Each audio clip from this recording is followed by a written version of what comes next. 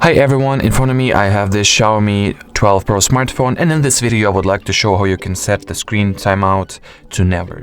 Because as you will see, once we go for the sleep settings, display sleep settings for this device, we'll see that the maximum value that we can set is 10 minutes. In order to fix that, you will need to download the app from the Play Store that is called Caffeine App. So just type Caffeine, press on install, wait for it to be downloaded and installed. It will not take much time. Then open the app, and here just set the value to be infinite, or you can also choose 30 minutes, 1 hour. So that was it for this video. Thank you so much for watching, and bye bye.